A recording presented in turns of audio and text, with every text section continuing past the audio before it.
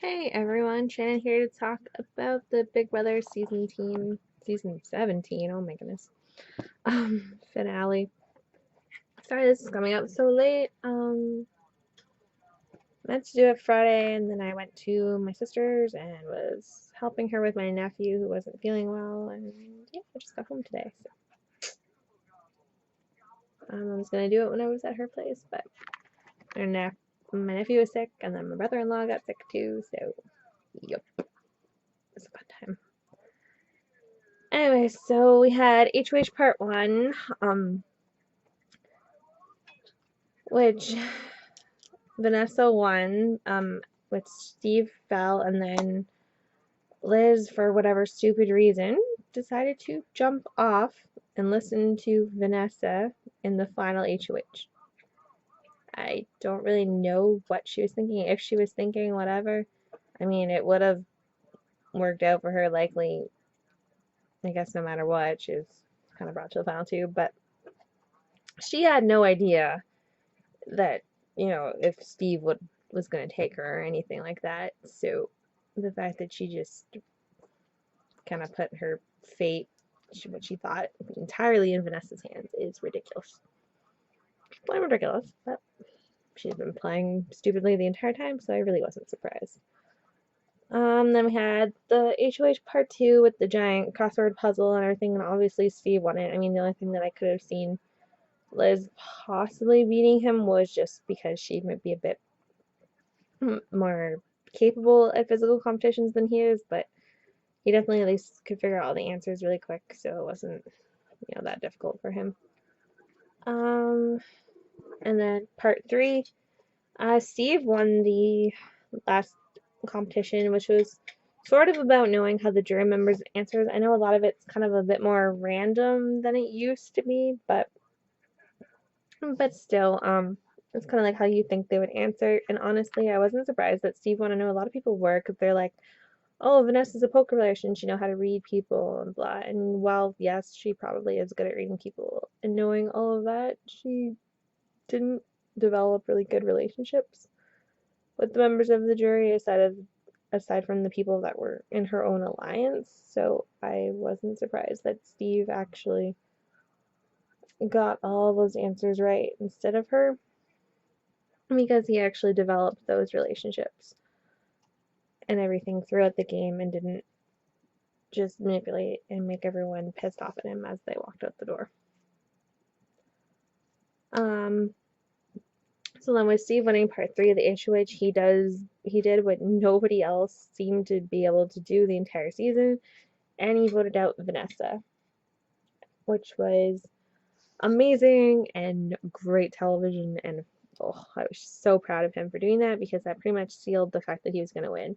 Liz, yes, she had obviously Austin and Julia's vote, but I pretty much knew she wasn't going to get beyond that. The fact that she got Vanessa's is absurd, and I'm pretty well into thinking that that was just an entirely bitter move, which, whatever, Vanessa, be stupid. He still won, so that's all I really care about, but her vote should have been for Steve. Um, Liz didn't even prepare anything like she was going to final two. Like, she automatically just thought, oh, I'm getting final three, and I'm okay with that. Let me dress pretty so I get evicted.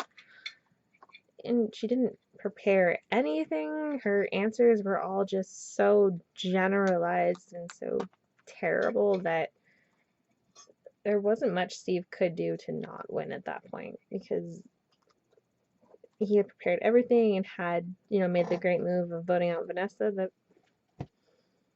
yeah, she just, oh, this is awful.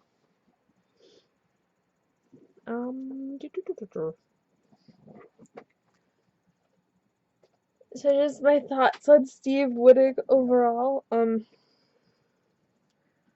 was actually really fine with that. I know some people were like, oh, it was Vanessa's game to win or lose or whatever, and some people were very just sort of comparing Vanessa's game to Derek's. And while I think that is completely true, sort of strategy and manipulation wise, I don't think that's true social game wise.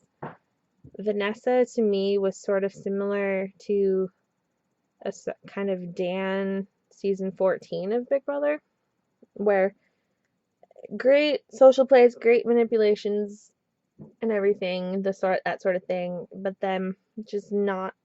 I mean, she didn't make it to the end, Dan did, so I mean, he took it a step further, but just the not having the social relationships that are so pivotal to everything. My fiance is being obnoxious in front of me, which is just fantastic.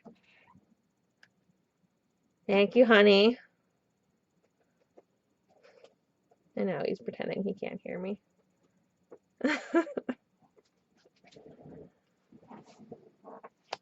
Anyways,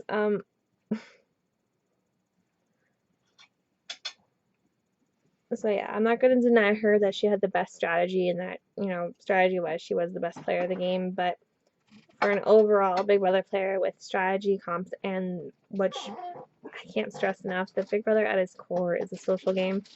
She lacked that entirely. Her relationships were just not there.